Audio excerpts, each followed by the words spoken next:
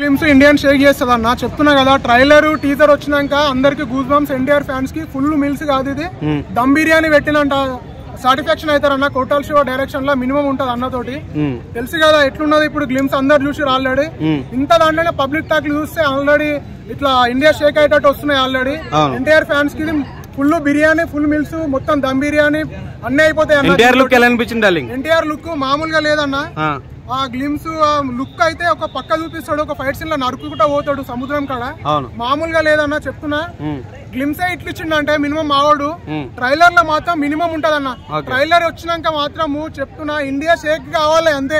Fight అయినప్పుడు కత్తి కడుగుతున్నాడు. అది ఫైట్ అంటారు అన్న. నరికితే ఇట్లా మొత్తం ఉరుకుతూ నరుకుతే కత్తులు. సముద్రంలో ఒక డైలాగ్ ఉందన్న, అందుకే సముద్రం కాడ ఒక డైలాగ్ ఇచ్చాడు ఎన్టీఆర్ అన్న. చిన్న డైలాగే నాకు ఇంటనే గూస్ బంప్స్ వచ్చినాయి. ఏంటంటే అది సముద్రం చేపల కంటే నెత్తుర్ని కత్తుల్ని ఎక్కువ చూసి ఉంటది, అందుకే దీన్ని ఎర్ర సముద్రం అంటారు అని చెప్పి ఒక డైలాగ్ ఉంది అన్నది. ఆ చిన్న డైలాగ్ గ్లిమ్స్ లో ఒక డైలాగ్ అంటే సినిమా మొత్తంలో ఎట్లుంటుందో అర్థం చేసుకోండి అన్న. సినిమా మామూలు హిట్ కాదు. 2000 crores మినిమం దాటిపోతుంది. నరుకుతుంటే చందమామ మీదకి బ్లడ్ వెళ్ళింది, అప్పుడు ఎలా అనిపించింది అన్న నీకు? అబ్బా అదైతే మామూలు షాట్ కాదన్న నిజంగా. ఆ సగం సగం చూపించి గ్లిమ్స్ లలోనే ఒక తీరు ఇట్లా మా ఫ్యాన్స్ కి ఇట్లా అంతా స్టామినా వస్తుంది. ఇట్లా చూస్తే మాకేదో అనిపిస్తుంది, ఇట్లా కడుపు నిండిపోతుంది గూస్ బంప్స్ తోటి. అసలు మేము ఇంకా వెయిట్ చేస్తున్నాము ట్రైలర్ కోసము. ఎన్టీఆర్ ఫ్యాన్ చెప్తున్నా రాసి పెట్టుకోండి, పక్క 2000 crores దాటిపోతుంది మన ఎన్టీఆర్ అన్న సినిమా. మ్యూజిక్ ఎలా అనిపించింది అన్న? ఇంగ్లీష్ సాంగ్ తో ఓపెన్ అయింది కదా, బాగుందన్న, చాలా బాగుంది మ్యూజిక్. చెప్తున్నా అన్న చిన్న గ్లిమ్స్ లలోనే ఎంత అనిపిస్తుంది అంటే ట్రైలర్ వచ్చినాక సినిమా రిలీజ్ అయినాక ఇండియా షేక్ అవుతుంది మా ఓన్ తోటి, ఎన్టీఆర్ అన్న తోటి. జై ఎన్టీఆర్. దేవరా గ్లిమ్స్ అయితే వేరే లెవెల్ ఉన్నాయన్న. ఫస్ట్ నుంచి లాస్ట్ వరకు ఎక్కడా బోర్ కొట్టలేదన్న.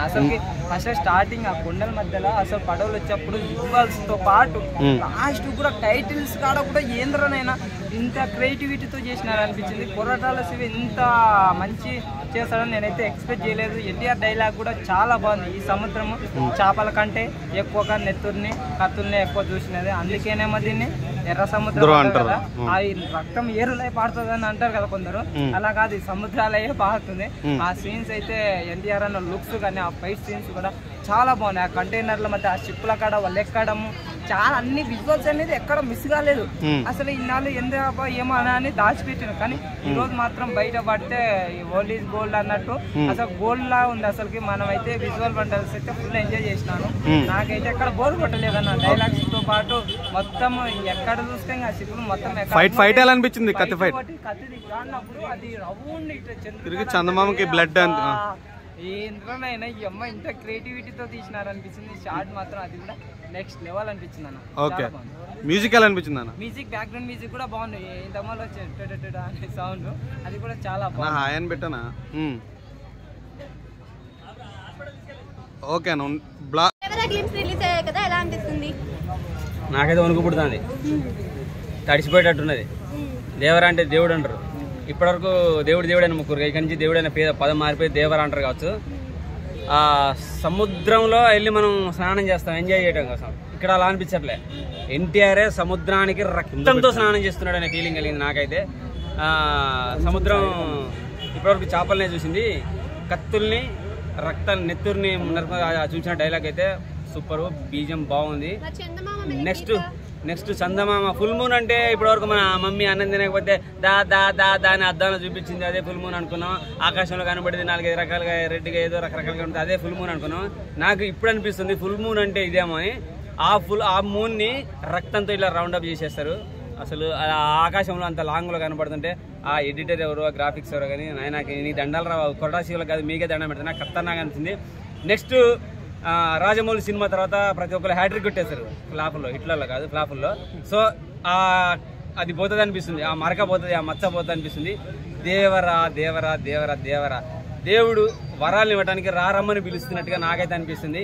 ఎవరికి ఇస్తాడో మరి, కత్తులు పెట్టి నరికే వాళ్ళకి ఇస్తాడో, సమాజంలో అన్యాయాన్ని ఎదిరించే వాళ్ళకి ఇస్తున్నాడో తెలియదు కానీ వరాలు. సో మంచిని కోరే వాళ్ళకి ఖచ్చితంగా దేవుడు వరాలు ఇస్తాడు. కలెక్షన్లు అంటే టీజర్ ట్రైలర్ వచ్చిన తర్వాత చెప్తా.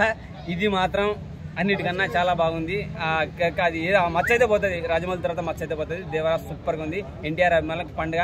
ఈరోజు ఎంతమంది ఫోన్లు పలగొట్టుకుంటున్నారో థియేటర్లో పడలేదని ఫోన్లలో చూసి హ్యాపీగా ఆనందించండి, బాధపడద్దు. వచ్చేస్తుంది పండుగ. Thank you very much. Taking Hollywood range లో ఉందంటారు, ఏమంటావు? నాకు మస్తు అనిపించింది. Okay. చూసినాగా సందమా సగం మూలమునే ఫుల్ చేసి పడేతాడు. బీజేఎం డైలాగ్ చెప్పినప్పుడు అయితే మస్తు అనిపించింది. ఫస్ట్ సాంగ్ తోనే విడుదల సాంగ్ ఇంగ్లీష్ లో వచ్చింది, అది కనుక తెలుగులో వచ్చింటే దాన్ని నేను పాడి ఉంటే ఇంకో రేంజ్ లో ఉండేది. రాస్తా రేపు ఎల్లుండి దాన్ని ఇంగ్లీష్ లో వచ్చిన పదాలన్నీ తెలుగులో మార్చి రాద్దాం, అసలు ఏ మీనింగ్ వస్తుందాం. ఇప్పుడు మనం చెప్పేదాన్ని బిజీగా ఉన్నాం కాబట్టి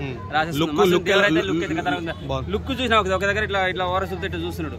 కత్తుల కంటే ఆ చూపే పదనైంది. మన బాలయ్య బాబు కంటి చూపుతో చంపేస్తాను ఒక డైలాగ్ ఏదో ఉంది. సో ఇప్పుడు ఎన్టీఆర్ బాబు కంటి చూపితే కత్తుల కన్నా పదనైంది నా చూపు అన్నట్టు చూపిస్తున్నట్టు మస్తు అనిపించింది. సూపర్ గా ఉంది. Thank you very much.